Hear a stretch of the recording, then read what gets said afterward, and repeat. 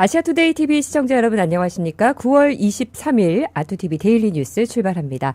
자, 오늘 오프닝은요. 저희 아시아투데이 오늘의 사설 브리핑으로 시작하도록 하겠습니다. 사설 제목이 협치는 어디 가고 여야 극한 대립 국민은 불안하다라는 사설인데요. 사설 내용 그대로 브리핑을 해드리도록 하겠습니다. 정청래 더불어민주당 대표가 21일 페이스북에 장동혁 그 입 다물라며 윤석을 내란 숙에 똘마니 주제에 어따 대고 입으로 오물배설인가라며 악담을 퍼부었습니다. 네, 화면 저희 기사 시청자들께서 함께 볼 수 있도록 함께 보겠습니다. 앞서 장동혁 국민의힘 대표가 동대구역 광장에서 정부 여당 규탄 집회를 열며 여당 대표라는 정청래는 음흉한 표정으로 이재명과 김어준의 똘마니를 자처하고 있다고 한 말에 그대로 응수를 한 것입니다.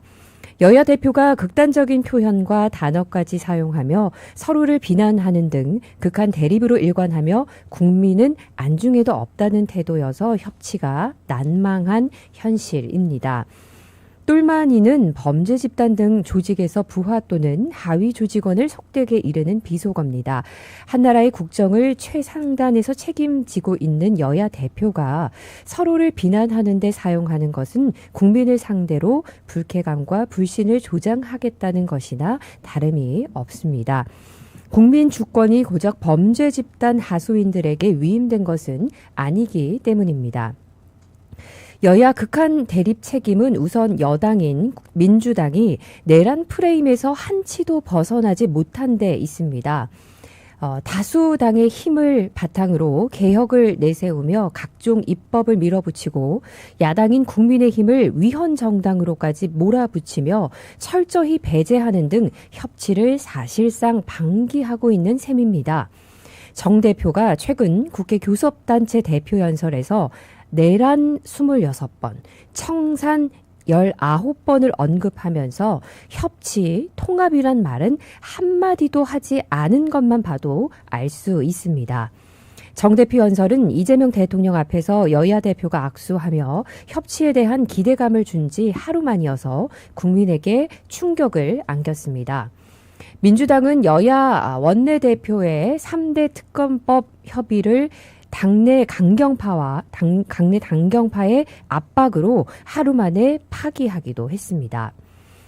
야당인 국민의힘은 그야말로 무기력한 모습입니다. 각종 현안에 대해 정치력을 보이기보다는 소수 여당의 한계와 리더십 부재, 강원 내부 갈등 등이 겹치면서 필리버스터를 통한 법안 처리 지연 외에는 뚜렷한 대응 방안을 찾지 못하고 있습니다.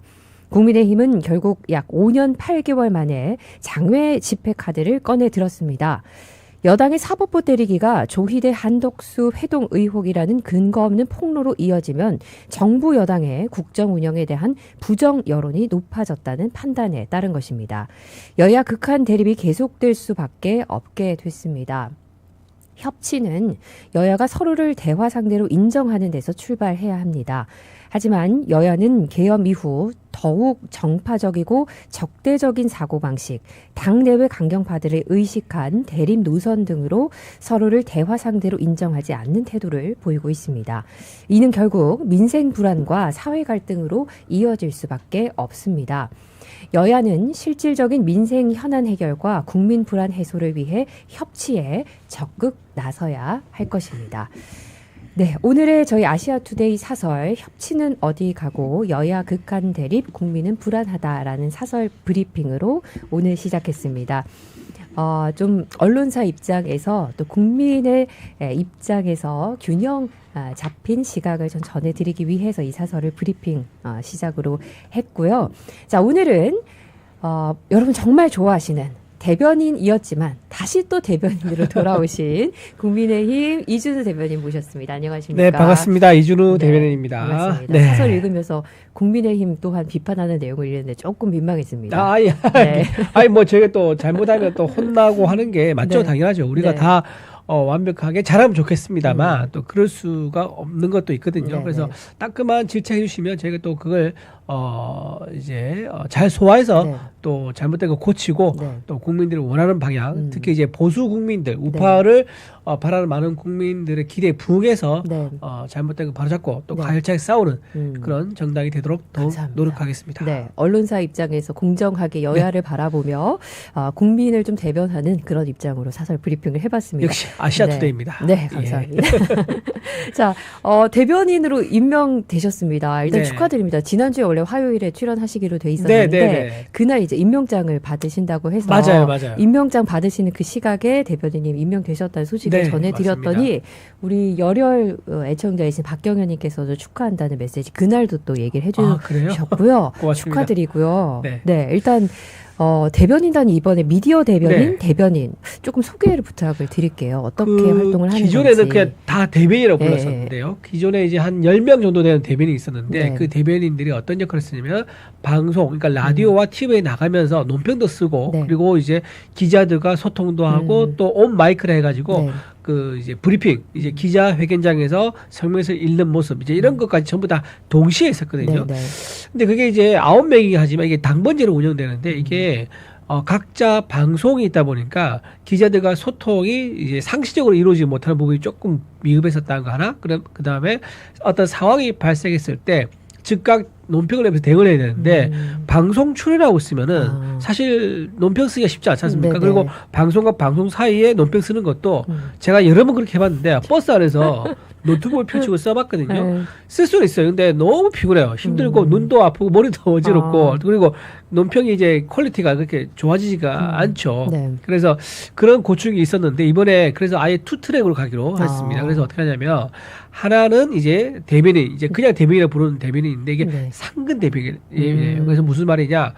국회에 있으면서 네. 기자들과 늘 만나고 소통할 수 있는, 그리고 어떤 상황이 이제 생겼을 경우에는 즉각 대응 가능한. 그러니까 이 상근 대변인은 네. 방송 출연을 최소화하는, 물론 나갈 수 있지만 좀 최소화하는 거죠. 네네. 즉각 대응을 하고 또 이제 온 마이크 기자회견장에서 논평 낼 일이 있으면 옛날 저 같으면 방송국 갔다가 급히 택시 타고 들어와가지고 온 마이크하고 다시 또 방송 가고 그랬는데 대변인 그 중간중간에 또 논평 쓰시고 앉아서 쓰시는 그런 장면도 많이 봤습니다. 방송 사이에. 맞죠. 네. 장난이 아니에요. 그 카페에서 맨날 미친 듯이 네. 미친 듯이 카페에서 맨날 이렇게 쓰는 게 진짜 짬내서 막 급하게 쓰시더라고요. 정말 힘들었었는데 네. 그래서 상근을 두게 되면 이제 그런 부분 전담하게 되고 좀 효율적으로 구성을 한 그렇죠. 거군요. 미디어 대변인은 이제 밖에서 방송하고 라디오에 집중할 수 있기 때문에 좀 더 집중도가 높고 또 국민들을 특히 이제 스피커 대변인은 이제 미디어 대변인인데 네. 그 미디어 대변인은 당원들이 원하는 목소리를 좀 더 이제 생생하고 정확하게 전달할 수 있는, 거기에 집중할 수 있는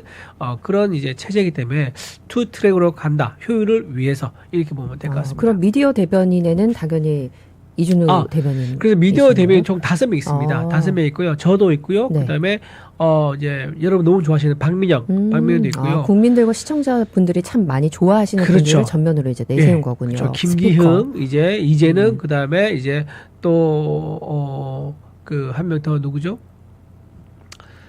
손수정 최고위원 나갔다 이제 아까 기다렸죠. 손수정 이렇게 해서 5명이 미디어 대변인이고 나머지는 기자 경력 있으신 분들 또 네. 여러분 잘 아시는 레이나 김효은 네네네. 대변인 그분 같은 경우 포함해 총 4명은 상근에서 이제 대변을 하시고 이 5명은 이제 방송에서 주로 활동하는 그런 대변인이 되겠습니다. 그래서 제가 방송 준비하면서 직전에 오늘 그 논평을 좀 검색을 해봤더니 미디어 대변인보다는 대변인들의 그 논평이 좀 많이 많죠. 있더라고요. 그렇죠. 예, 예. 그렇군요. 근데 저희도 논평 쓸 수 있긴 있는데 네. 이제 방송이 많아서 네. 논평 쓰는 게 제가 소화하고 말하는 거는 이제 직업이니까 그 좀 가능한데 이걸 또 글로 정제해서 쓰는 건 쉽지가 않거든요. 시간이 많이 걸리는데 그런 부분은 확실히 좋긴 좋아요. 제가 딱 집중할 수 있으니까 해보니까 괜찮다, 잘했다 싶은 생각이 듭니다.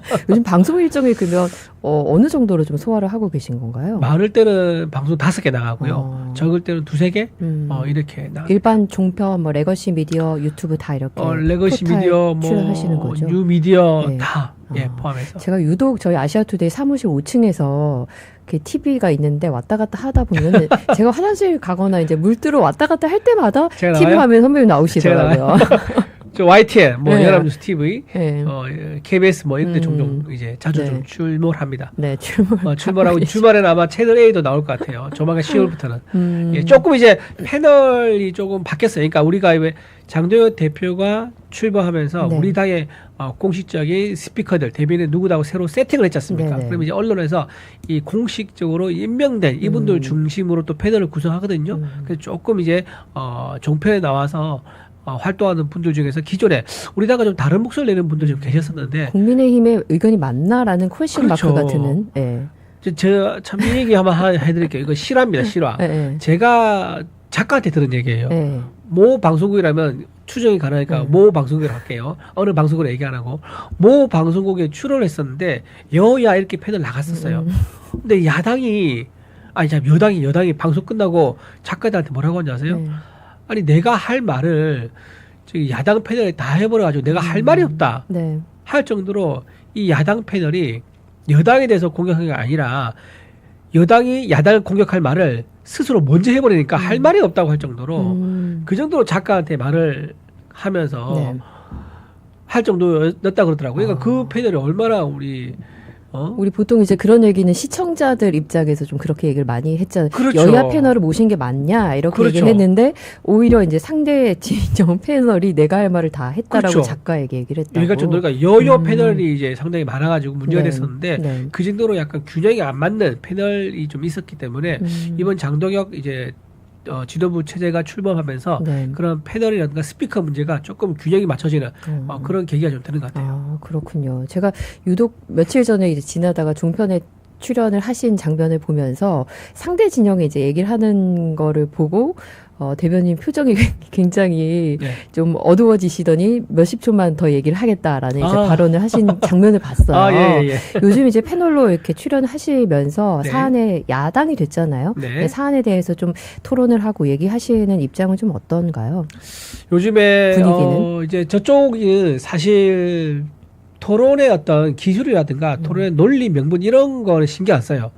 저쪽 이제 여당이 집권당은 지금 야당처럼 하고 있는데 내용이 뭐냐 똑같은 말이에요. 계속 내란이라는 단어만 네. 그 키워드만 반복을 하는 거고 우리가 어떤 질문을 했을 경우에 그럼 그 사안에 대해서 논리 정연하게 반박보다는 어떤 질문이 와도 내란으로 답을 하는 자, 이런 식으로 가기 때문에 사실 뭐 건전한 대화가 오고 가고 이런 건 아니에요. 이런 건 아니지만은 저쪽에서 우리가 이제 질문을 했을 경우 내란을 받아치면 우리는 다시 이재명 대통령 끌고 올 수밖에 없는 거예요.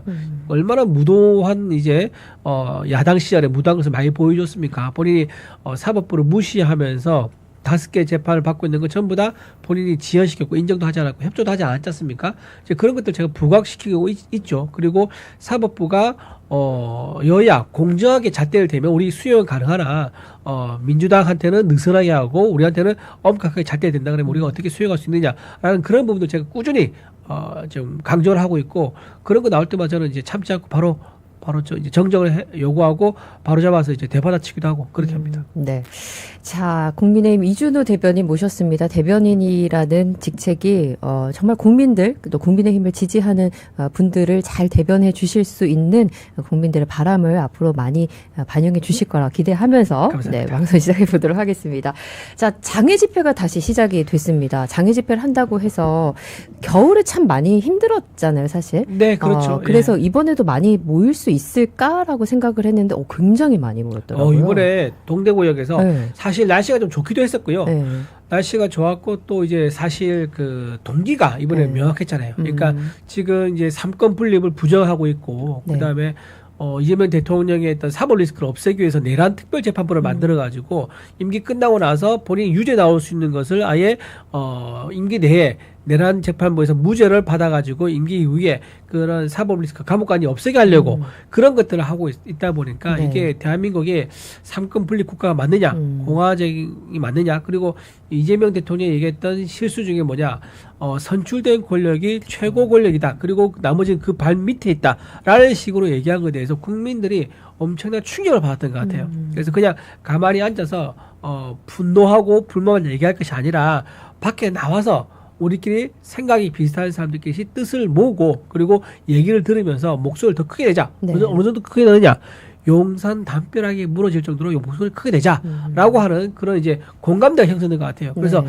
동대구역 보수의 성지지 않습니까? 동대구역에서 7만 명이나 되는 이제 많은 사람들이 모였고 완전 성공리에 우리가 행사를 치를 수 있었다 이렇게 네. 보입니다. 동대구역 저도 저기 자주 가봤는데 이렇게 화면에 보이는 것보다 딱 그 현장에 딱 서면은 굉장히 넓어요. 저렇게 많은 사람들이 진짜 많이 모였다는 것은 어쨌든 집회가 성공적이었다라는 생각이 들고요. 그리고 의원들도 참 많이 나왔습니다. 당협에서도 많이 나왔고요. 그리고 아스팔트에서 이제 지지자들이 함께 좀 결집을 했다는 데서 의미가 있을 것 같은데 혹시 현장 가셨나요? 저는 현장 못 갔어요. 아. 현장 못 갔는데 제가 방송도 있고 뭐 네네. 개인적 공중전을 또 하고 계시니까. 네. 뭐 이래서 못 갔는데 전날 제가 듣기로는요 많은 사람들이 자발적으로 하는 사람 되게 많더라고요. 그러니까 동원해가지고 언제 어디에 몇 시로 모여 해서 차 타고 오는 거 이제 이런 거보다는요. 야 우리가 이러고 있을 때냐라고 하면서 335 이제 자기 차 뭐 봉고 같은 거 있으면은 봉고란 단어가 요즘 없지만은 어쨌든 승합차 승합차에 저는 본 거 알아듣습니다. 그렇죠. 승합차에 좀 다 같이 모여서 자발적으로 동대구역으로 많이 모였다 그러더라고요. 그리고 전날 동대구역에서 하차하는 그 열차 이제 승객 티켓이 엄청나게 많았대요. 그러니까 전국에서 기차 타고 와서 동대구에서 내려가지고 집회 참여하고 다시 동대구역에서 집으로 돌아가는 이런 분도 많았다고 할 정도니까 하여튼 굉장히 좀 많은 분이 참여했고 보수 우파의 목소리가 오랜만에 그러니까 거의 6년 만이나 그렇죠. 당의 공식적인 장애 집회가 6년 만에 당의 단결된 모습을 보여줘가지고 이재명 정권이 긴장할 수밖에 없는 그런 거는 확실히 보여줬다. 그러니까 대구 집회 있기 전에 국회에서 또 한번 결집을 했잖아요. 네, 그 국회 모습 계단. 보면서 참 인상적이었던 게 그동안에 이제 집회라고 하면은 그 지도권 그 제도권 지도부와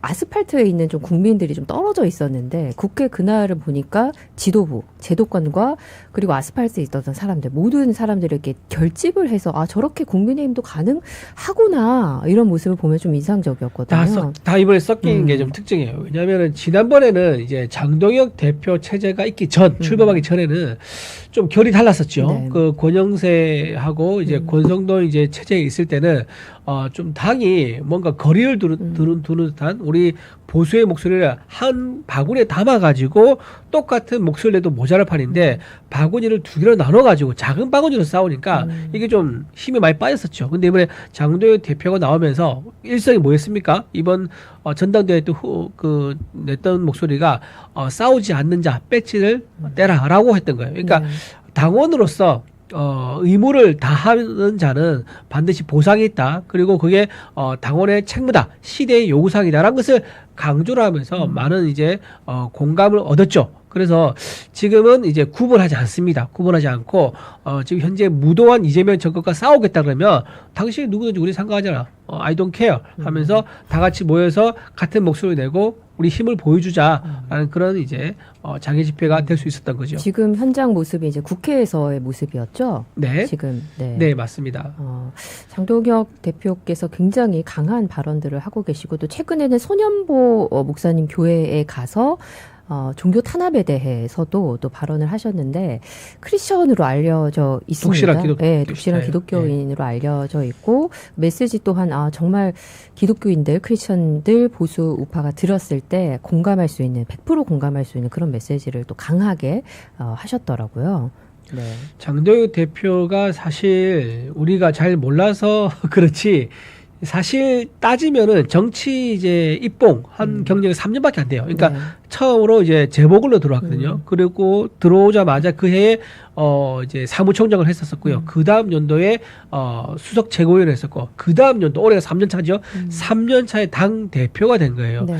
그래서 사람들이 야 정치 경력이 3년밖에 안 됐는데 이렇게 주요 보직을 다 차면서 당 대표까지 오른 저력이 무엇인가라고 했는데 바로 저런 모습 있지 않습니까?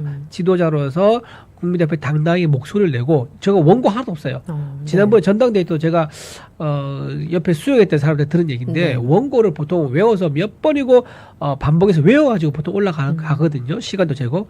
근데 장동혁 대표는 그렇게 안 해요. 자기가 현장에 올라가서 즉흥적으로 평소 가지고 있는 생각들 그리고 아침에 기사 본 것들 가지고 즉흥적으로 얘기를 합니다. 그러면 이제 시간까지 다 맞춰요. 그리고 리듬을 타서 고절을 만들어 가지고요. 청중들이 자기 말에 호응하고 따라올 수 있도록, 그러니까 청중을 좌지우지해서 압도하는 이런 능력이 탁월하거든요. 근데 저런 대중연설이 탁월한 지도자는 사실 드물었었어요. 좀 미디어 시대라 그래가지고요. 네. 어떤 사람 같은 경우 이제 멋진 안경이라든가 멋진 수트발, 뭐 멋진 구두라든가 뭐 이런 거 가지고 이제 폼 재면서, 옛날에 왜 이런 거 있지 않습니까? 딱 저기 본회의장 이제 그 가기 전에 저 끝에서 복도 끝에서 회의장으로 딱 이동하고 있어요. 그러면 그 안경 끼신 분은 옛날에 항상 이랬었어요. 딱 어떤 포즈를 취했냐? 네. 맨날 똑같았어. 이게 탁 이렇게 세 가지를 항상 했었어요. 뭔지 아시죠? 네. 이 셔츠에 단추 한번 이렇게 다듬고 그다음 안경을 탁 올리는 모습인데, 이 모습을 늘 했다는 거예요. 그러니까 사실 카메라가 앞에 있다는 것을 의식을 하니까 그 어떤 장면을 이미지로 자기는 이제 의도로 한 거겠죠. 근데 그걸 제가 왜 하느냐? 그걸 찍는 카메라 기자가 네. 그걸 매번 아침마다 볼 거 아닙니까? 그 국민들이야 그 사진이 올라오면은 어쩌다 한 번씩 보는 거겠지만, 그걸 매일 보는 사람 입장에서는 매일 똑같은 걸 반복하니까 너무 의도적이라는 거야. 어떤 정치의 내용이라든가 이런 것보다는 보여지기에, 이미지에 너무 집착하는 모습 때문에 자기는 오래 안 갈 줄 알았다라고 어느 카메라 기자가 얘기해 주더라고요. 근데 그 말이 정말 딱 맞다는 생각이 좀 듭니다. 네. 네. 그런 뭐 보여지는 이미지와 다르게 네. 진심으로 메시지가 있는 저런 울림이 있기 때문에 많은 분들이 좀 지지를 하는 거 아닌 것 같습니다. 자, 그래서 국민의힘 지지율이요, 리얼미터 발표 한번 보면은 올랐습니다. 더불어민주당 지지도가 0.1%포인트 내려가고 국민의힘은 2.2%포인트 올랐다는 여론조사가 어제 22일 나왔습니다. 여론조사 전문회사 리얼미터가 에너지경제신문 의뢰로 지난 18일에서 19일 9월 3주차입니다. 전국 18세 이상 유권자 1,007명을 대상으로 한 정당 지지도 조사에 따르면 민주당은 44.2%, 국민의힘은 38.6%로 집계됐습니다. 민주당은 0.1%포인트 내려가고 국힘은 2.2%포인트 올랐다. 어떻게 좀 분석을 하십니까? 네, 여기서 중요한 게 뭐냐면 네. 지금 오차범위 아니라는 겁니다. 지금 국민의힘과 민주당의 포인트 차이가 네. 5.6%포인트거든요. 지금 오차범위가 6%니까 오차범위 안에 들어온 거죠. 네. 실제 여론을 따지면 오히려 국민의힘이 이길 수 있다. 이렇게 볼 수 있는 겁니다. 데이터는 그렇게 나오는 거죠. 자, 이렇게 국민의힘과 민주당의 지지율이 이렇게 격차가 좁혀진 이유가 뭐겠습니까? 민주당에서 사실 실책을 굉장히 많이 했죠. 일단 삼권 분립을 회수하려고 한 거, 이거 충격이 굉장히 컸습니다. 네. 내란 특별재판부 만들어가지고 이재명 대통령 관련된 사법 리스크를 다 무죄로 만들겠다는 거.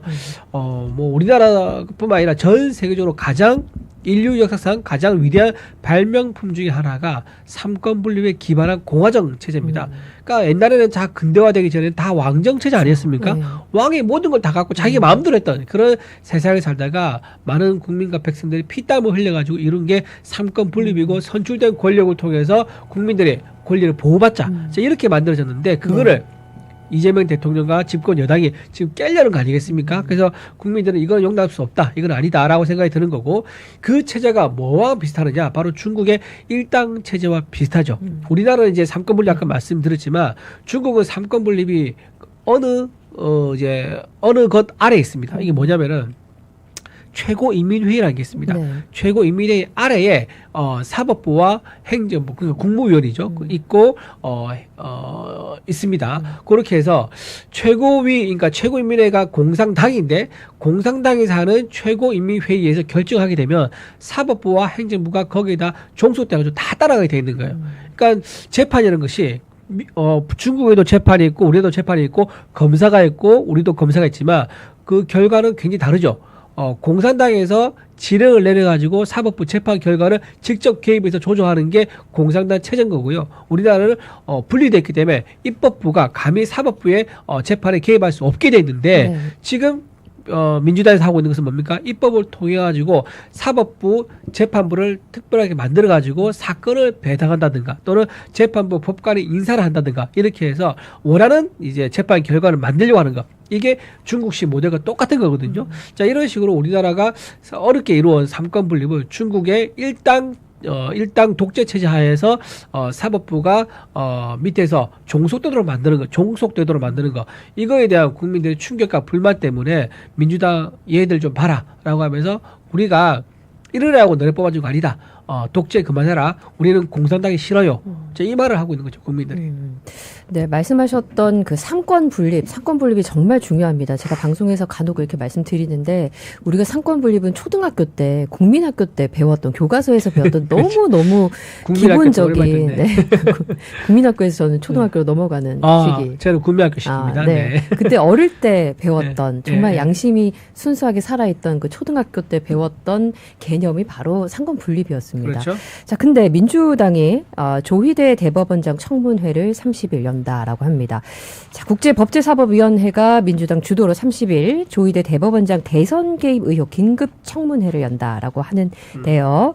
자, 민주당이 근데 야당이었던 지난 5월에 같은 의혹을 제기하면서 한 차례 청문회를 열었지만 조 대법원장이 대선에 개입했다는 어떤 근거도 찾지를 못했습니다. 그렇죠. 또 당시 청문회에서는 증인으로 채택된 전원이 출석을 하지 않았습니다. 자, 그런데 음모론에 불과한 이 조희대 한덕수 등 4일 이 비밀 해동서를 근거로 다시 청문회를 열겠다. 이거는 집권 여당이 사법부 수장을 상대로 청문회를 여는 건 이건 정말 초유의 일이라고 볼 수 있는데요. 제가 앞서 오프닝 때도 좀 균형을 맞춰서 좀 말씀을 드렸는데 이거는 균형을 맞춘다고 해도 이건 정말 좀 너무 초유의 일이다 이렇게 말씀을 드리지 않을 수가 없는 사건인 것 같습니다. 일단 이제 사법부 수장에 대해서 뭐 인사청문을 한다거나 뭐 특검한다거나 이런 거는 보통 야당이 하죠.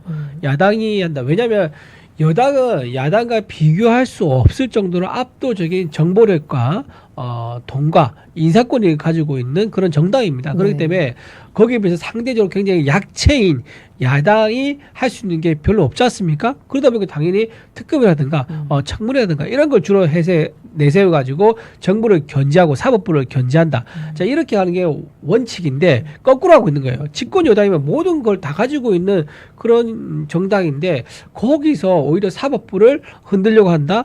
이거는 이제 지금 아까 말한 공산당 그 이념으로 봐야 되는 거예요. 공산당이 당 아래에서 사법부를 장악을 해가지고 사법부가 자기 독립에서 판단한 것이 아니라 당의 지령에 따라서 사법부가 재판 결과를 내도록 만들겠다. 그런 의미를 볼 수 있는 거고. 그럼 왜 조희대 대법원장에 대해서 이렇게 공격하느냐. 조희대 대법원장이 임기가 헌법에 보장돼 있습니다.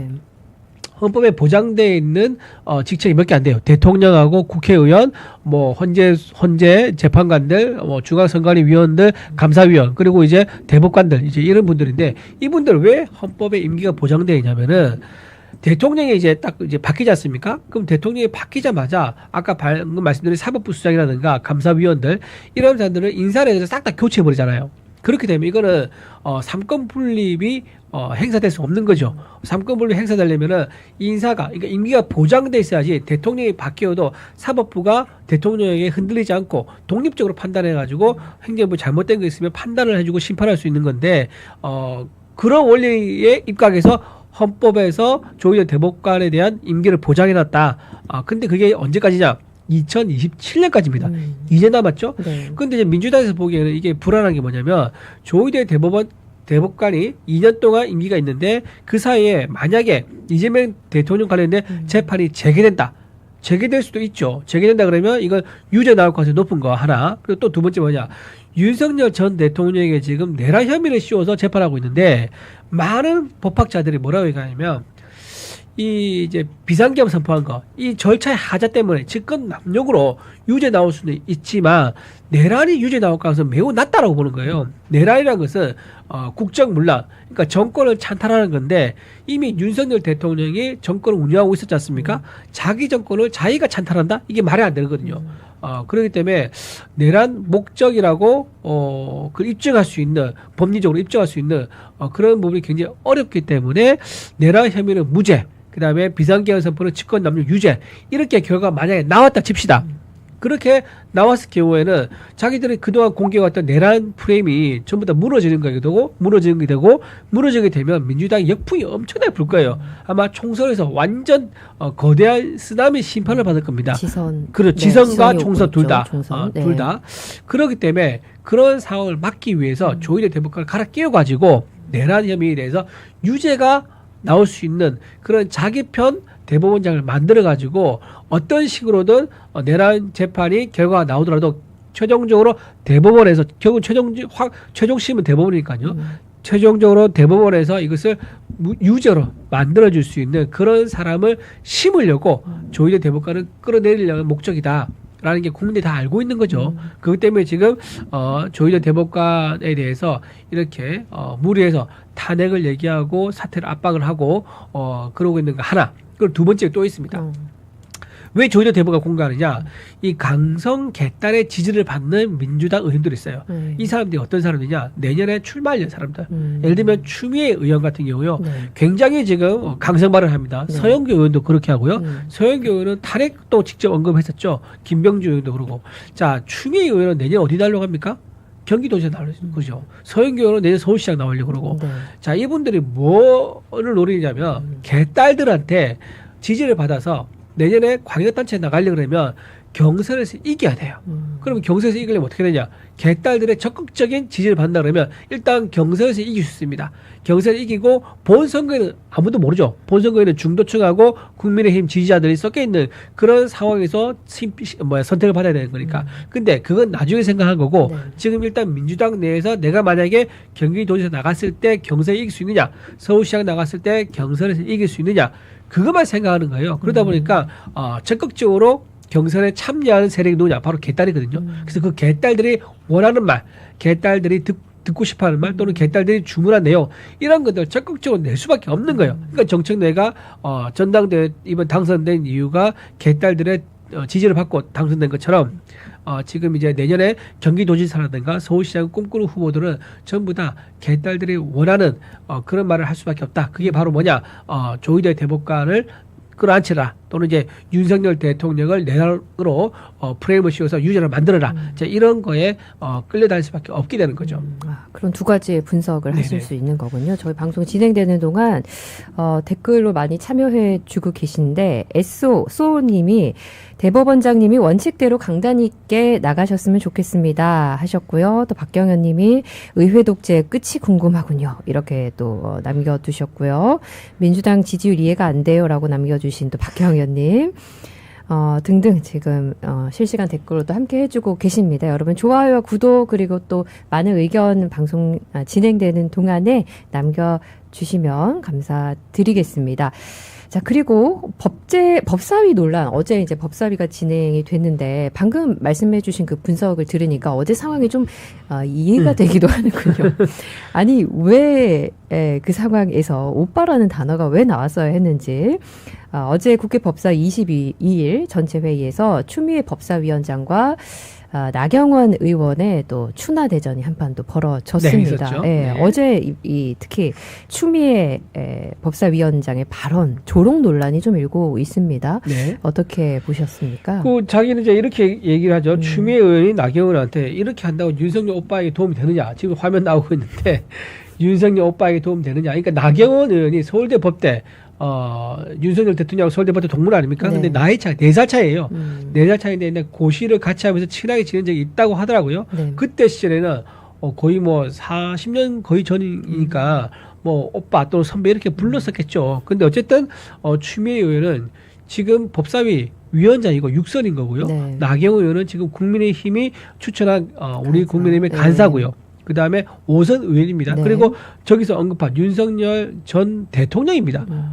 이렇게 공식 직함들이 있는 거고 저 자리는 공식적으로 안건에 대해서 논의를 한 자리 아니겠습니까? 근데 윤석열 전 대통령에 대해서 오빠라고 지칭한 것에 대해서는 윤석열 전 대통령을 조롱한 거다. 그리고 나경원 의원도 마찬가지로 감싸서 같이 조롱한 거다. 비아냥거린 거다라고밖에 볼 수 없는 거죠. 제가 만약에 추미애 언니가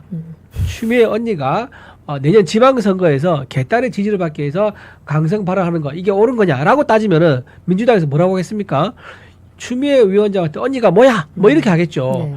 근데 이제 말이랑 이런 거예요. 내용을 가지고 얘기를 하면 그 내용 가지고 티키타카를 하면서 논리적으로 따지면 되는데 이렇게 단어에서부터 상대를 존중하지 않는 뭐 언니나 오빠나 막 이런 단어를 쓰면서 얘기를 하게 되면요. 대화가 되지 않죠. 협치가 되지 않는 거. 뭐 협치가 아니지만 어쨌든 정상적인 논쟁을 할 수가 없는 거죠.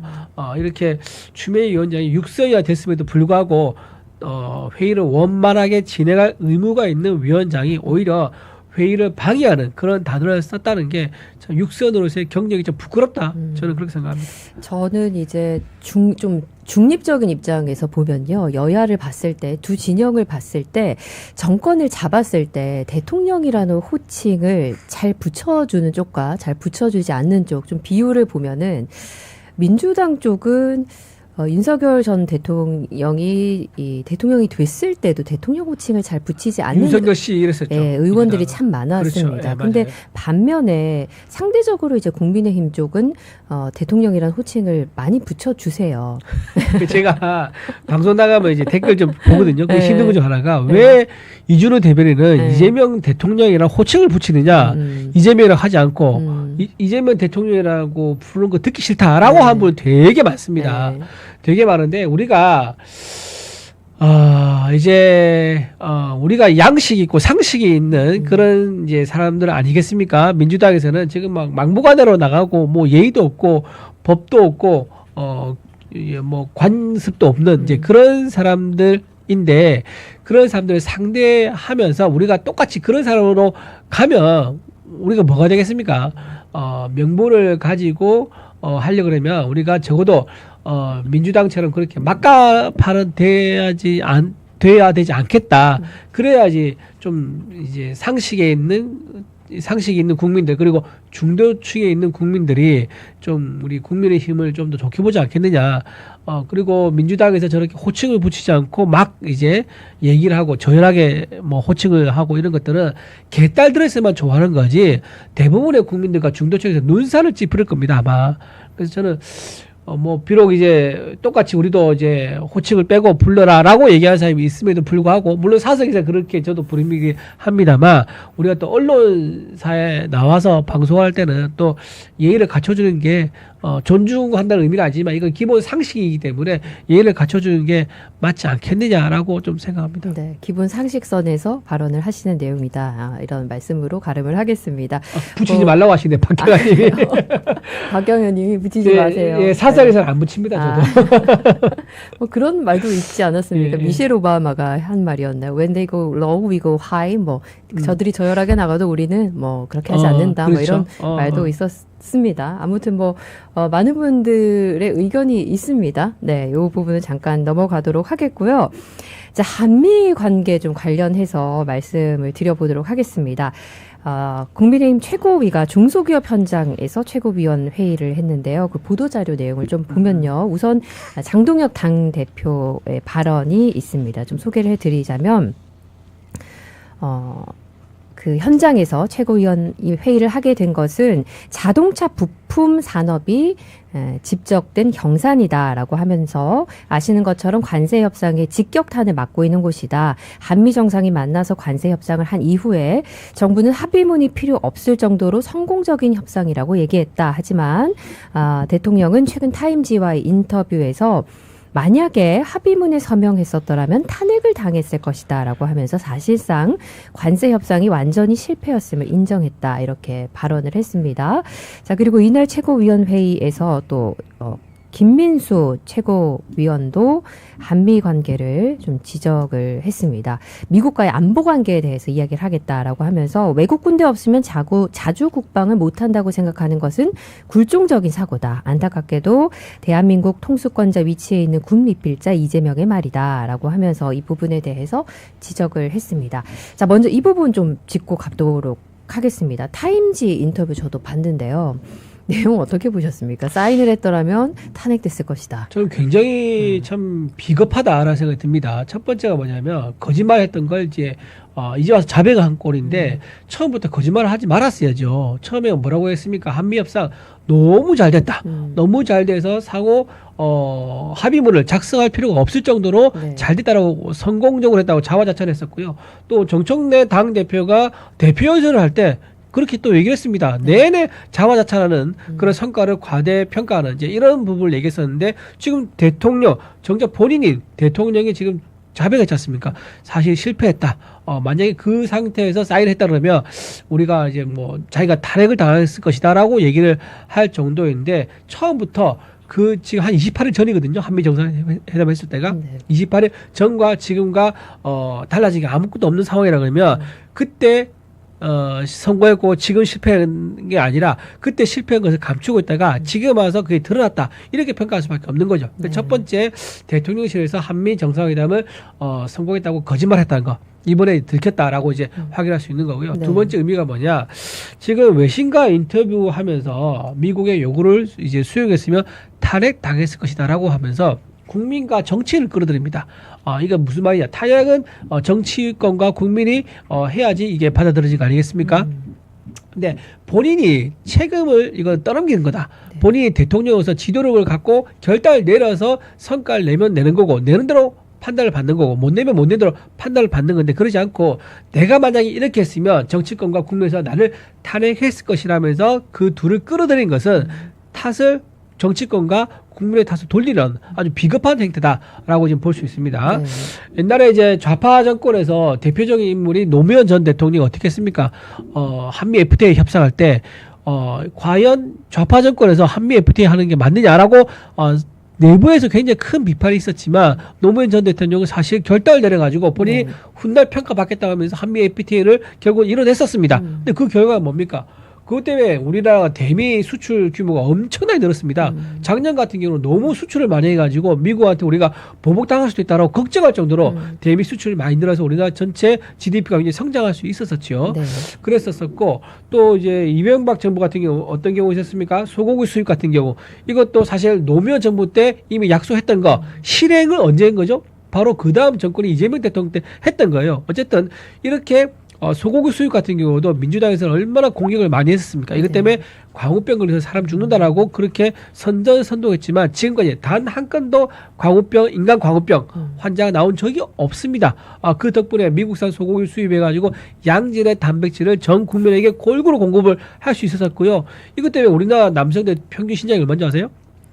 지금 173입니다. 그러니까 그때 비교하면 한 25년 전이죠. 그때랑 비교하면 거의 한 3cm 정도 큰 거라 그러더라고요. 평균 신장이. 그때 굉장히 비교해서. 그렇죠. 그때 비교해서. 이거는 단백질 공급이 안 되면 단백질 공급. 설명 안 돼요. 그러니까 이게 보건의학계에서는 이제 그런 거 굉장히 중요하게 따지는데 우리 일반 생활하게 잘 모르잖아요. 네. 세계 보건의학계에서는요. 이게 단백질 공급량에 따라서 국민들의 평균 신장이 어떻게 차이 나는 거를 데이터를 가지고 연구를 해요. 아프리카 같은 경우도 막 그렇게 연구를 하고. 그런 연구가 있었군요. 그런 연구가 있습니다. 그래서 이게 어떻게 비교하면 좀 더 쉽냐면은 네. 북한의 평균 남성인의 신장이 얼마인지 아세요? 얼마나 165예요.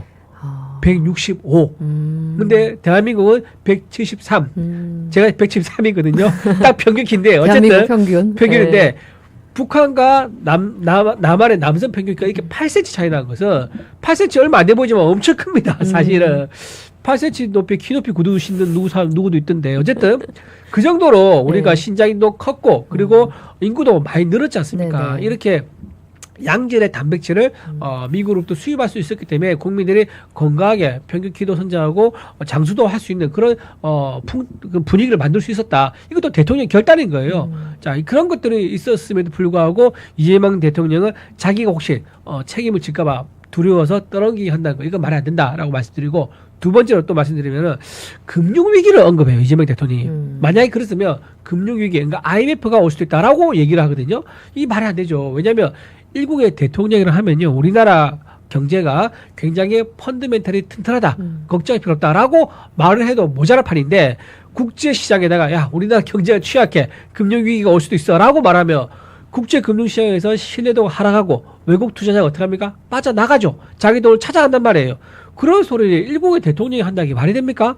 저는 이렇게 지금 자동차 관세가 우리나라가 25, 네. 일본이 일본이 15인 15. 상황, 이 불리한 상황에서 네. 우리나라 경제에 대해서 여러분 걱정하지 마시고 한국에 투자하세요. 라고 해도 모자랄 판인데 제2 IMF 사태를 언급한 것 자체가 굉장히 대통령으로서 굉장히 자격 미달이다.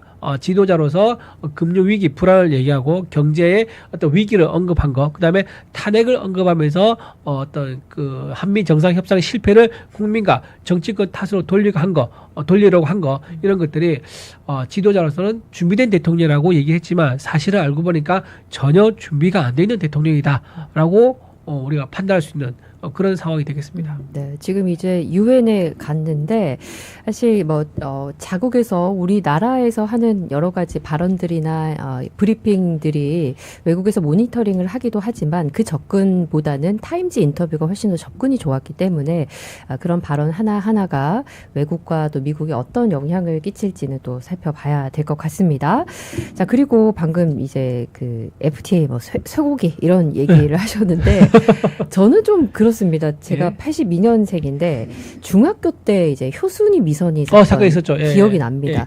그때 제가 언론과 방송을 통해서 봤을 때 아직도 기억이 나는 게 뭐냐면 와 굉장히 미국인은 나쁜 사람들이구나. 그렇죠. 예. 악마화 시키려는 그렇죠. 그 방송과 그 여론과 그리고 그때 영화가 뭐가 개봉을 했었냐면 인디펜던스 데이가 있었어요. 예. 근데 그것도 그 영화에 대해서도 딱 막 시사평론가들이 나와서 비판을 하면서 결국 그 영화의 결론이 뭐냐? 독립기념일, 인디펜던스 데이가 미국이 전 세계를 제패한다! 막 이러면서 그거를 막 비난을 하더라고요.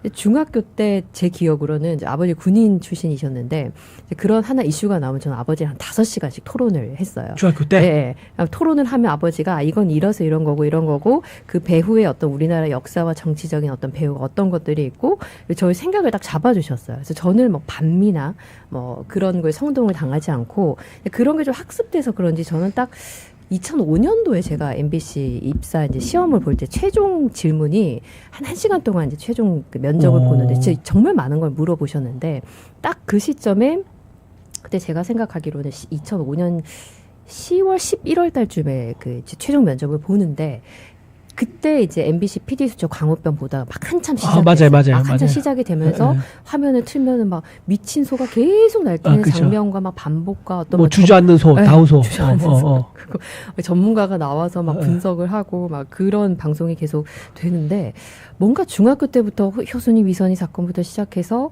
그리고 뉴스를 이렇게 틀면은 연대 총학생회 뭐 그때 막 방송에 나왔던 게 김민석 이 현재 의원의 그 젊은 시절 막 모습이 나오면서 네네. 뭔가 되게 멋있어 보이더라고요. 젊은 어린아이 때는 좀 그래요. 아, 연대, 고대 뭐 이런 서울대. 대학교 선배들이 왜 저렇게 뭔가 정의로워 보이는 느낌으로 저렇게 시위를 하지? 이러면 이제 또 저는 아버지한테 그걸 가져가서 아버지께서 설명을 막 해주시는 거예요.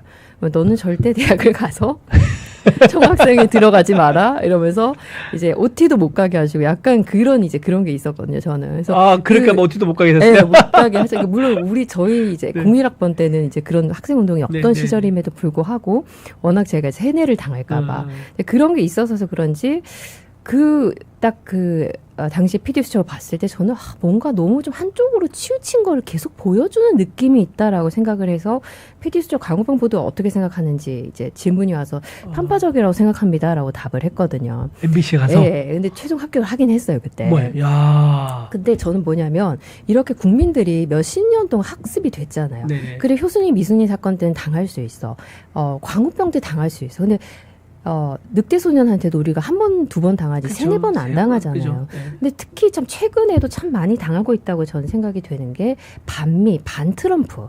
요즘엔 X라든지 뭐 페이스북 아니라도 X, 뭐 트루스 소셜, 유튜브 통해서 한국에서 외신 보도하는 것과 다른 진짜 있는 날 것 그대로의 트럼프의 발언 풀 내용과 모든 것들이 다 나옴에도 아직도 반트럼프 반미 정서를 좀 많이 선동당하고 있다는 게 좀 답답하거든요.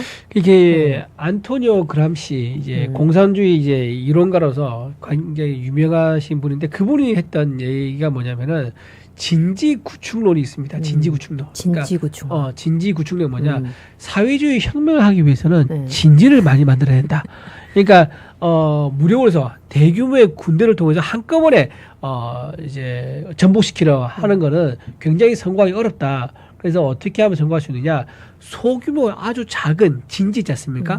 이거를 전국 곳곳에 다 구축을 하는 거예요.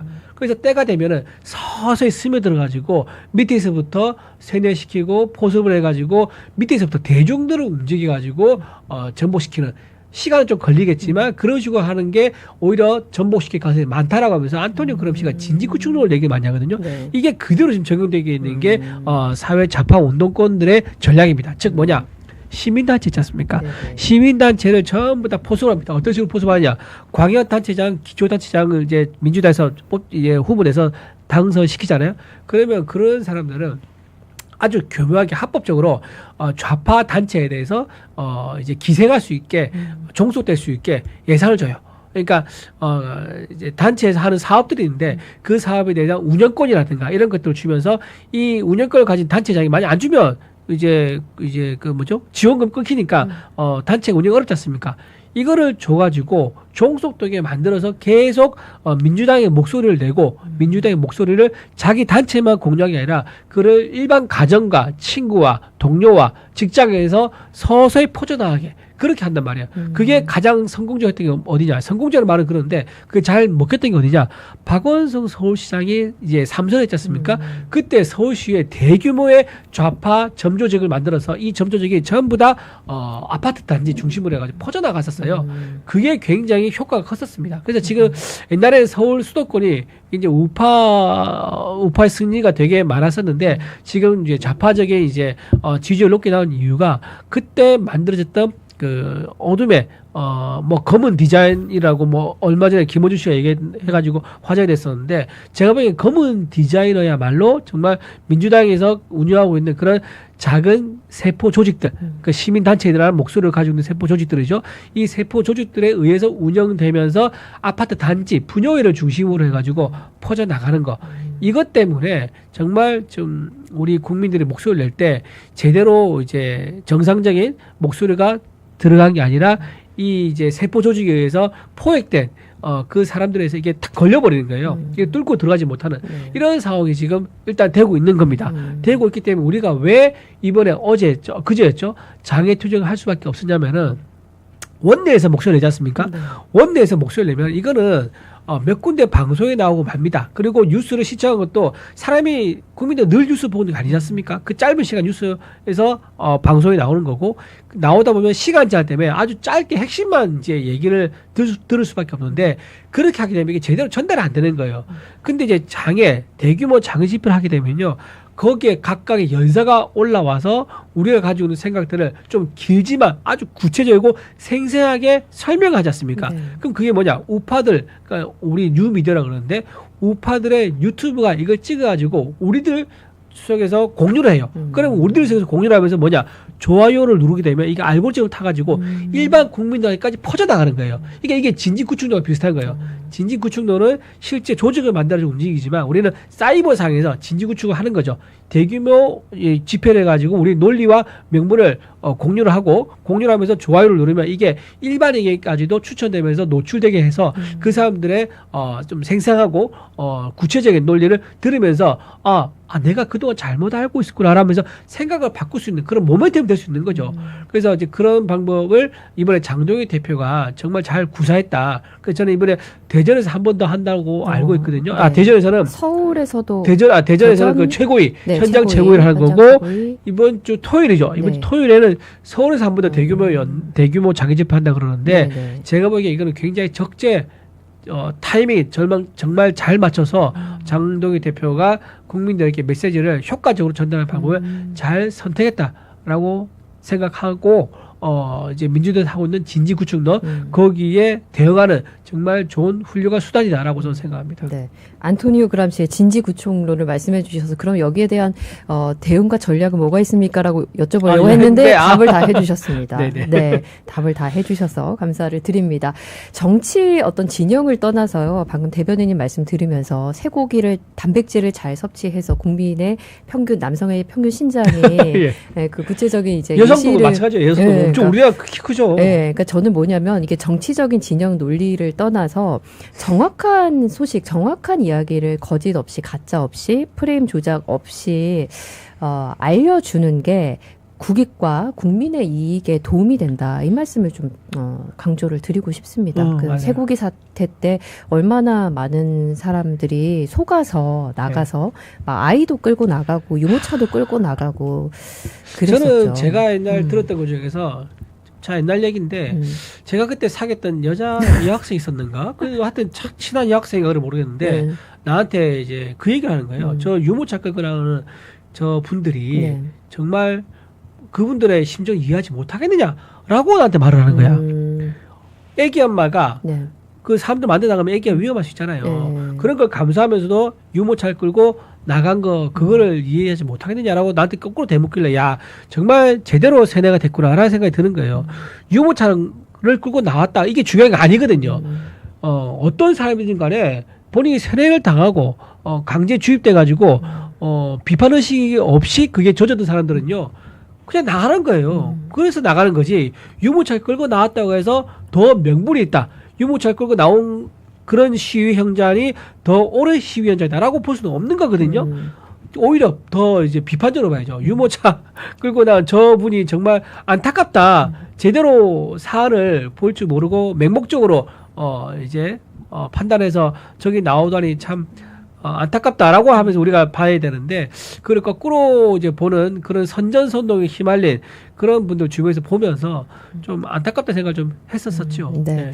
자, 선전선동에 휘말리지 않도록 저희가 정확한 팩트를 전해드릴 수 있도록 더 노력을 하도록 하겠습니다. 자, 끝으로 저희 아시아투데이 마라톤 좀 홍보를 하도록 하겠습니다. 마라톤 해보신 적 있으신가요? 마라톤 제가 한번 얘기 길지만 짧게 할게요. 제가 마라톤 한때 중독됐었어요. 아, 진짜요? 풀코스는 제가 못 나가봤고 하프만 한 7번 나갔거든요. 아, 그 정말요? 메달이 다 있었어요. 지금 이사 가면서 그게 메달 어디 간지 모르겠는데 네. 근데 이거 조심해야 돼. 나이가 들면 나이가 들면 무릎을 조심해야 되는데 제가 그때 너무 추운 날 네. 한번 나간 적이 있었어요. 아직도 네. 기억이 나. 체감 온도가 영하 18도. 그 숫자가 18이어서 제가 잊어먹지 않아. 네. 욕 비슷하잖아요. 그래가지고 체감 온도 영하 18도인 날 네. 나가서 무리에서 뛰었는데 무릎이 고장 난 거예요. 그래서 나중에 제가 무릎을 수술했어요. 그 이후로 제가 마라톤을 못 해요. 마라톤에 너무 내가 중독이 되고 너무 좋아가지고 제가 어느 정도 중독이냐면 네. 회사 퇴근하지 않습니까? 네. 그러면 매일 10km 뛰었어요. 네. 일반 사람이 10km 뛰지 않습니까? 매일 매일 10km 10km 뛰는 게 몇분 걸리는 거예요? 시간 많이 안 걸려. 아, 그래요? 처음 뛰면 10km 매일 어떻게 뛰어 하잖아요. 코스는 그럼 어떻게? 한강에 갔다 온 딱 국회 근무하실 때. 국회 근무할 때.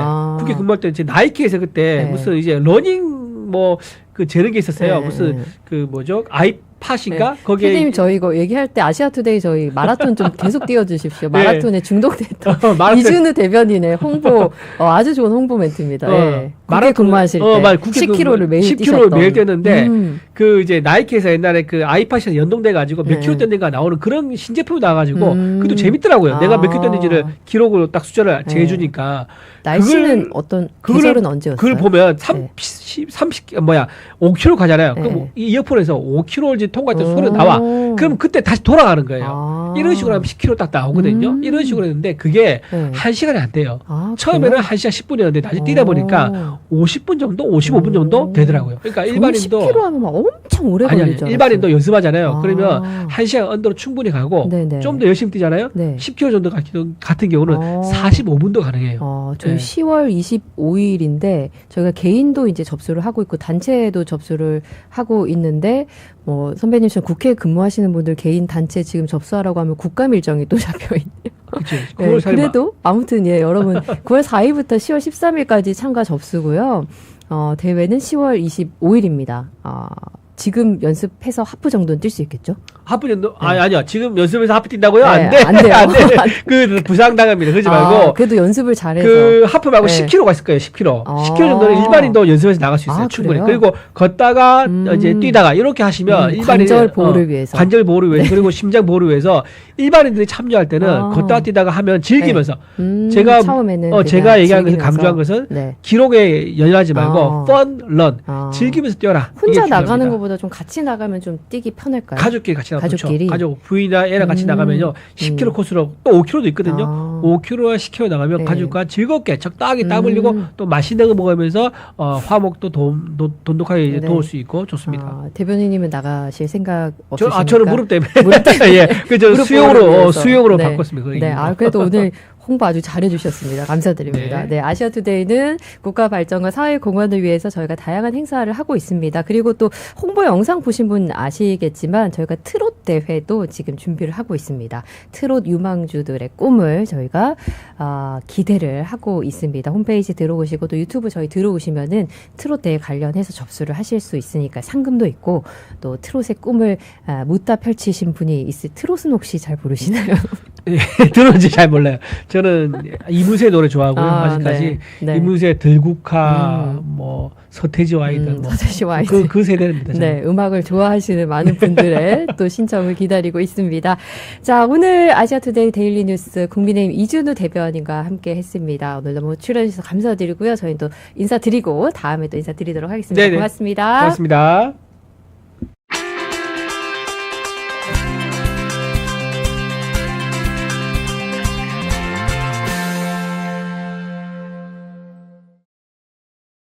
정치를 원하시나요? 국민에게 진심을 전하고 싶으신가요? 바로 아시아투데이 정치 스피치 아카데미가 함께합니다. 정치인에게 말은 곧 힘입니다. 사람을 설득하고 공감을 얻는 연설, 그 시작을 정치 스피치 아카데미와 동행하시죠.